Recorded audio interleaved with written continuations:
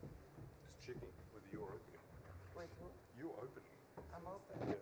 Yeah, the SG. And then Minister Altan, you close. Yeah.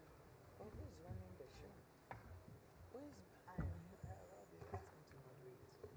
What? Okay. You're running. Now. That's weird.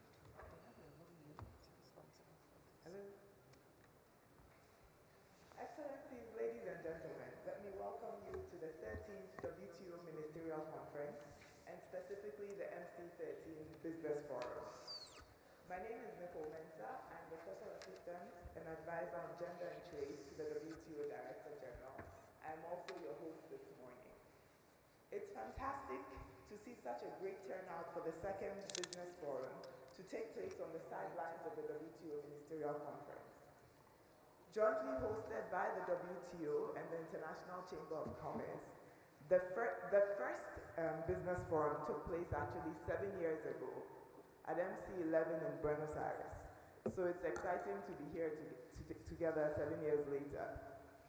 We have high-level speakers from across business and government, focusing on a number of critical issues, from sustainability to digitization to WTO reform. The discourse promises to be interesting and insightful. At the WTO, there's sometimes a sense that we shouldn't be speaking to business. I call it the idea of the big bad business. Dr. Ngozi often says the WTO was created to enhance living standards, to foster job creation, and to promote sustainable development worldwide.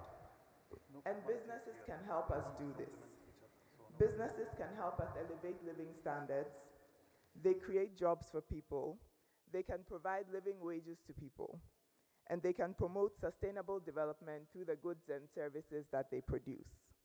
So here at the WTO, the Director General and the staff have been working hard to ensure that we bring businesses in and we hear from them as well, including through forums like this, as well as the Secretariat's Business Advisory Group.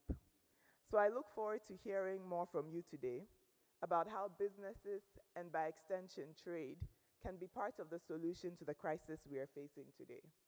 We will begin with opening remarks from the WTO Director-General, Dr. Ngozi Okonjo-Iweala, and ICC Secretary General, Mr. John Denton. This will be followed by His Excellency Minister Tani Al-Zayudi, the Minister of State for Foreign Trade of the UAE, and our very own MC13 host and chair. Next, we will dive into a series of panel discussions with fantastic panelists from both the private and the public sector. We will conclude with remarks by Maria Fernanda Garza of Orestia, and she's also the chair of the ICC. And then I hear we have a fantastic lounge planned for you all. So with that, let me give the floor to my own boss, WTO Director General, Dr. Ngozi Okonjo-Iweala. Thank you.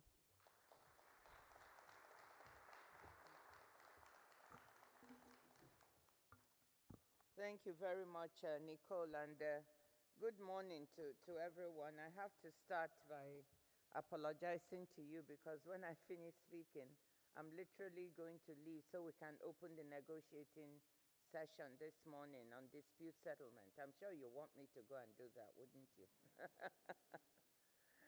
So, Your Excellency, Minister Tani Al-Zayudi, Minister of State for Foreign Trade of the UAE, and our wonderful chair here at the conference, my good friend John Denton, Secretary General of the International Chamber of Commerce, Excellencies, ladies and gentlemen, I'm delighted to welcome you to this business forum jointly organized by the WTO and the ICC.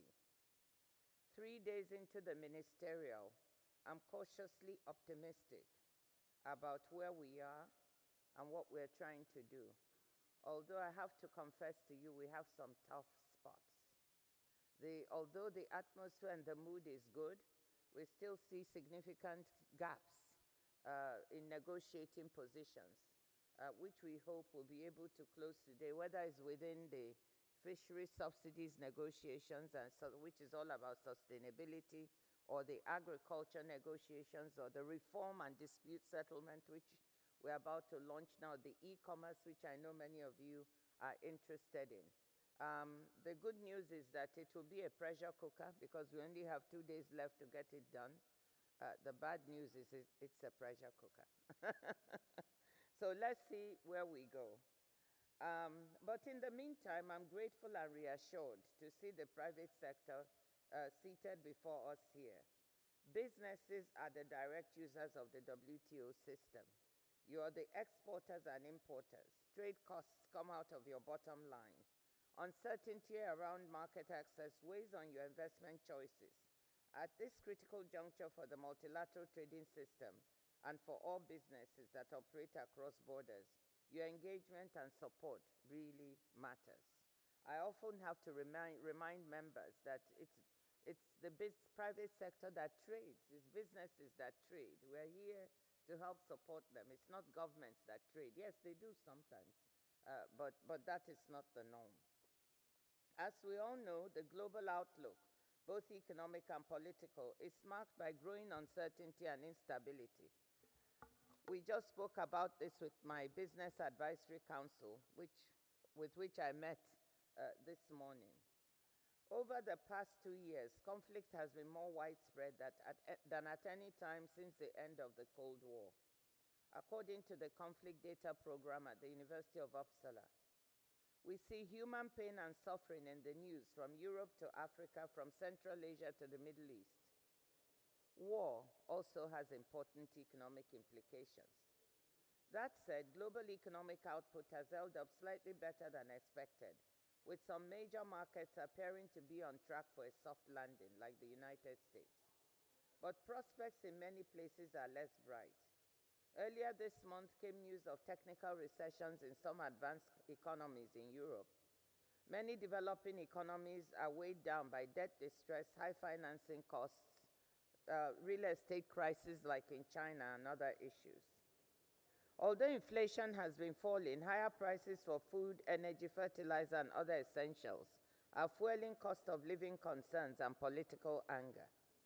These will be felt at the polls when countries home to nearly half of the world's population hold elections this year. Global trade has been something of a resilient spot, as I said to ministers at Monday's opening.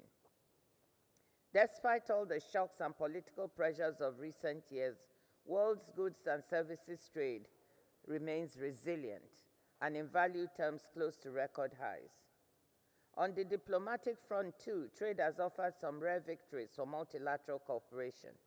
Our last ministerial in June 2022, MC12, was a remarkable success as members came together across geopolitical and other differences to deliver results for people and the planet.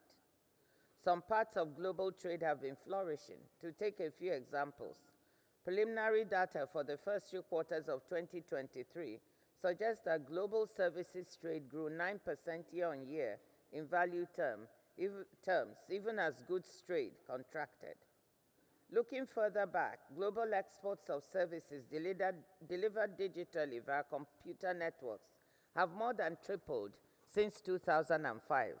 They were worth $3.82 trillion in 2022, or 12% of total goods and services trade.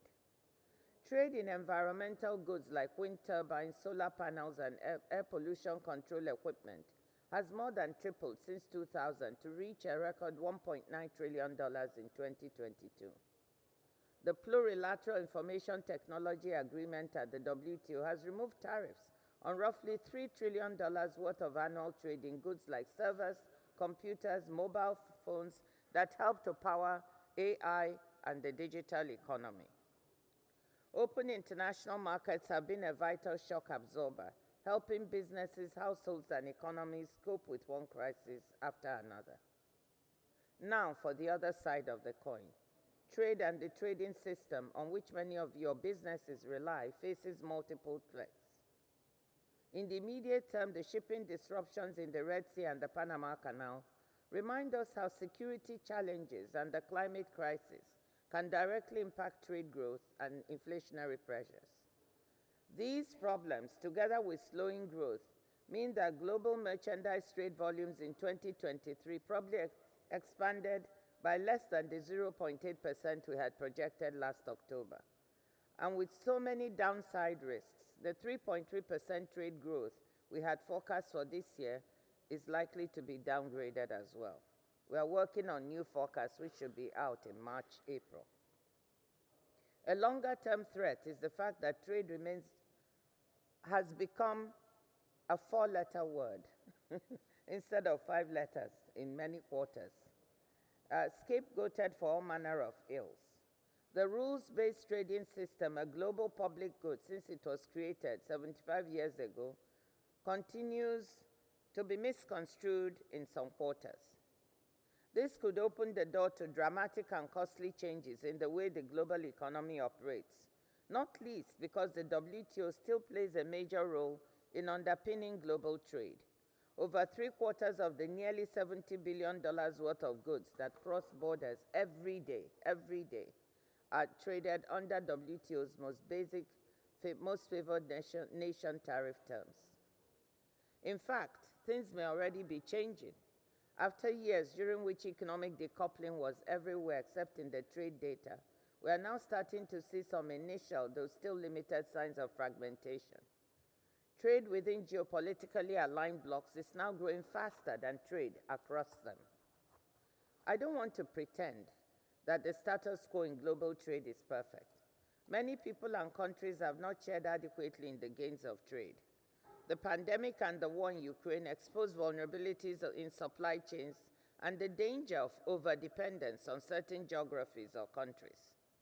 But the reshoring, nearshoring, and friendshoring we are being offered in response could create more problems than they solve, depending on how they're executed.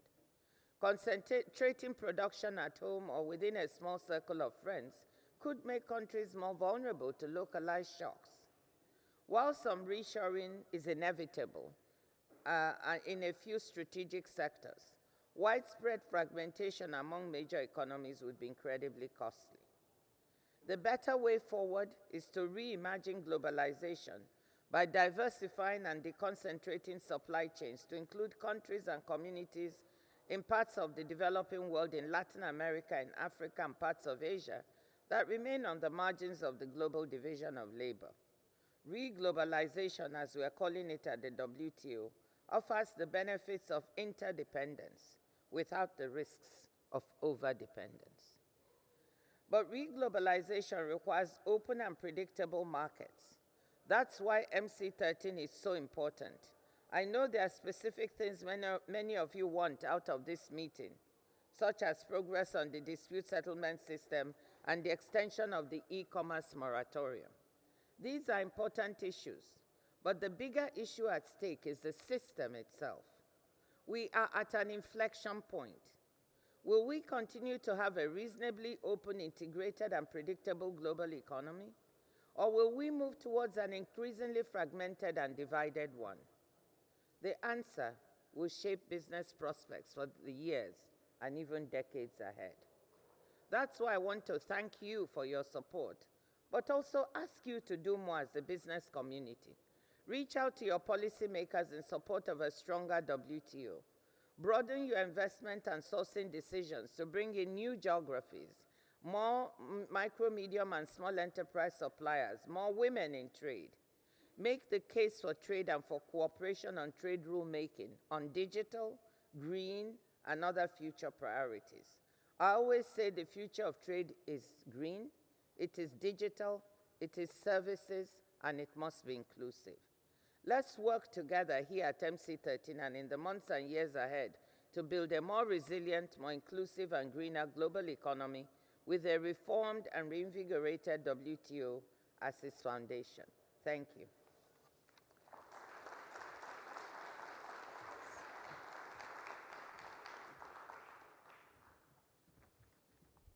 Thank you so much, DG.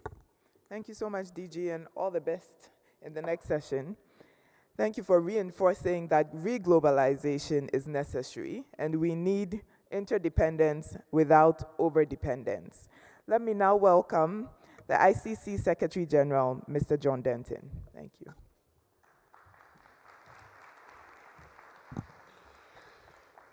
Thank you very much, and it's an honor to follow Dr. Ngozi. We've just come, as she said, from I think a very energetic but also very insightful meeting of the WTO Business Advisory Council that we helped shape for the Director-General. The important issue and the important messages coming from that very much reflected in the DG's comments. Everyone talks about inflection points. Everyone talks about this is the crucial moment. Everyone says this is the time when we must decide to make a difference. But the fact is, a few things are coalescing to make this particular ministerial meeting very, very important. We want, from the business community, and we have spent a lot of time at the ICC crowding in the views from the more than 170 business communities, 170 countries that actually comprise the ICC, about what we want to see. We want to see a functioning multilateral trading system for the very reasons Dr. Ngozi said. Frankly, accountable, transparent, predictable, multilateral system is certainly much preferable to a power-based system from a business perspective. We want to be able to trade across borders and know what the rules are, ensure they're transparent, and we want accountability from those who reach agreements to ensure that we actually get what's been promised. This is very important.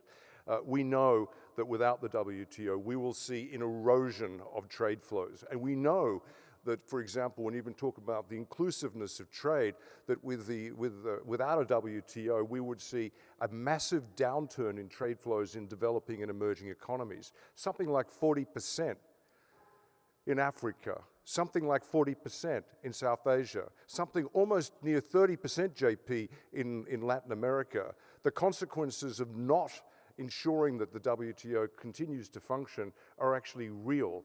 The erosion of the WTO does not come without a cost. And frankly, it's in the interest of the global world, the North, the South, the advanced economies, the developing and emerging economies, to recognize that risk. And we as the business community have certainly done so, and that's why we're here today.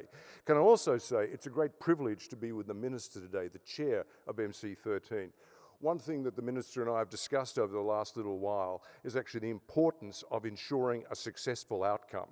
And for us then, what does a successful outcome look like at MC13? It's not that complicated. We want a reaffirmation of the guiding principles that actually underpin the multilateral trading system. We talked about it, I just talked about it before. Clarity, predictability, certainty, all those elements. That's what was agreed to in Marrakesh when everyone got together. And people forget that in Marrakesh, we also agreed to sustainable trade. And that's why linking up those vectors of trade and climate is an important piece that must come out of this discussion as well. The other element, which is really the optique, I think, through which the business community will judge success or failure, be whether or not the members present in the negotiating rooms understand the importance of the digital economy and enabling that, not disabling that. And that's why it's so important for the moratorium on the e-commerce tariffs to actually be reaffirmed and frankly to be made permanent. That's the outcome. We know that there is some traditional horse trading, hostage taking on this, but this is too important to play with. Because the reality is, if you want to see e-commerce, if you want to see the digital economy prosper, a fundamental building block is you don't put tariffs on it. And for the WTO at this meeting to reverse its principle, which is to actually open borders and put tariffs on a functioning part of the global economy which is driving growth, would be a massive statement of no confidence in the principles that actually drive the WTO itself. So we do call that, and that's why it's so good to have so many members of the business community here, and also having engaged in key capitals to actually develop it. The DG mentioned dispute resolution. We also talk in the same breath about the complexity of the geopolitical situation which we find ourselves in. We know that during the course of the year there's something like 60 elections. We know that there's going to be pandering to populist policies. We know that there are conflicts that will emerge. We do not want them existing without the capacity to actually bring them, particularly when they relate to trade, to a forum in which it's possible to resolve disputes without resorting to power and to a tariff war. So it's really important for the members to understand this is not an arcane issue. the risk of disputes being unable to be resolved can lead to a further unwinding of the multilateral trading system and the outcomes we describe. So it's an important, pivotal, incisive moment, an inflection point, and justly described as such. So I actually call out again to the business community to continue to reaffirm the importance of the multilateral trading system, the importance to have a functioning WTO, and the support it needs to get there, and actually to endorse a continuing leadership of Dr. Ngozi, and the support and the leadership of our chair, the minister here today. Thank you very much.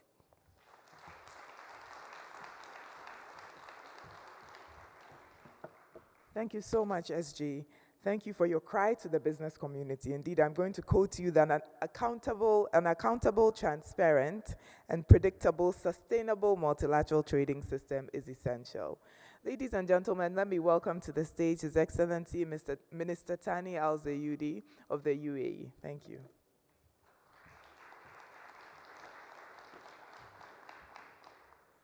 Thank you, Nicole. Bismillah ar-Rahman ar-Rahim. Very good morning. Let me first of all welcome my dear friend John. Your Excellency, welcome back. It's really a pleasure to have you here. Excellencies, colleagues, very good morning. It's really a pleasure to join you all for the WTO ICC Business Forum and to share the stage with my dear sister, Dr. Ngozi, as well as John. Today marks the third day of the Ministerial Conference, and the delegation continue to work tirelessly on some of the key issues confronting global trade.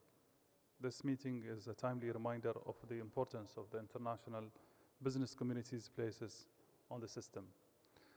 As a Minister of State for Foreign Trade, I understand fully that although policymakers set the rules, it is businesses who must navigate them, who must understand them, who must implement them, and ensure that they deliver benefits they are meant to create. So our responsibilities as policymakers to ensure that we come up with very futuristic policies to move things forward. The agreements reached by delegations this week will shape trading realities for millions of companies, their suppliers and their customers. That is the responsibility none of us should take lightly. Equally, however, there is a responsibility on the business community to be clear, forthright, and detailed with their national representations.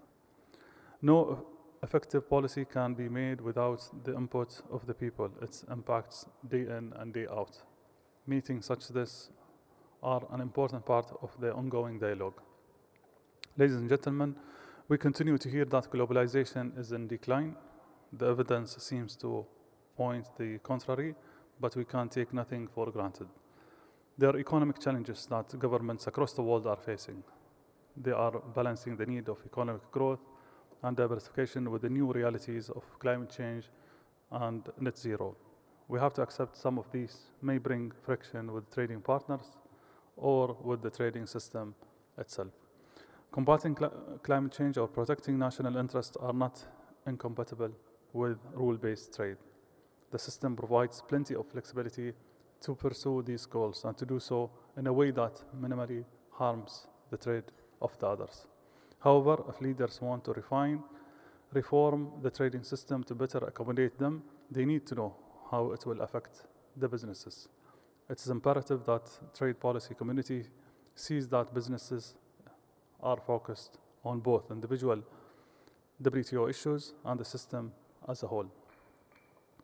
Over the course of this morning, you will hear plenary's discussion on many of the WTO matters, importance of renewing moratoriums, how trade can be better incorporate sustainability, and how WTO reform could look like.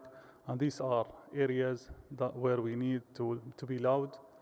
We have a clear voice from the business community.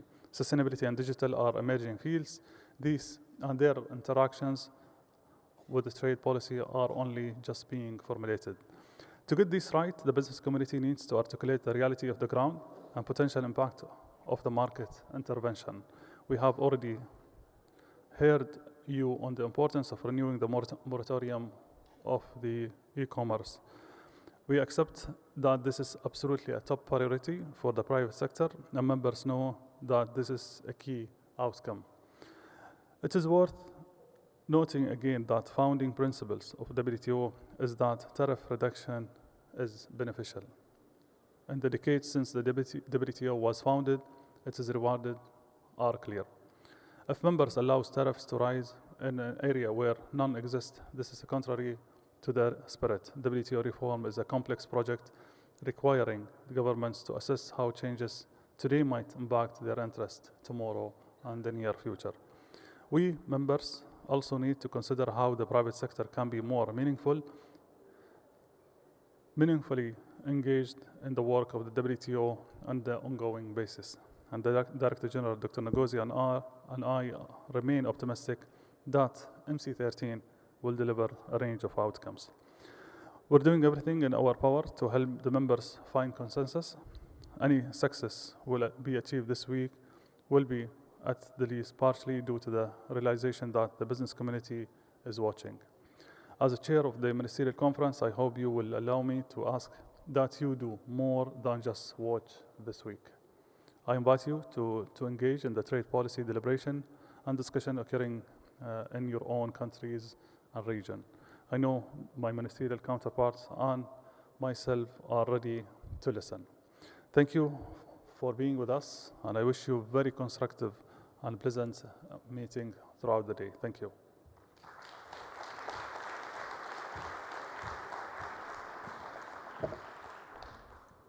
Wow, what a fantastic opening. Thank you so much, Minister Al-Zayudi, for bringing in your practical insights from both the private and public sector. I know you've worked in both. And for urging businesses to do more than just watch this week and always at the WTO. I hope business will continue to engage meaningfully at the WTO. Ladies and gentlemen, can we give them another round of applause, please?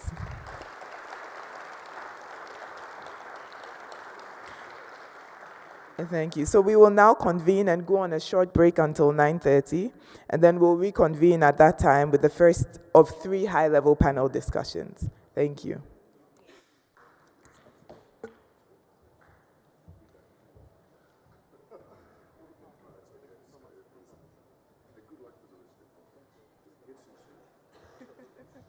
After we're done. When's Ramadan start?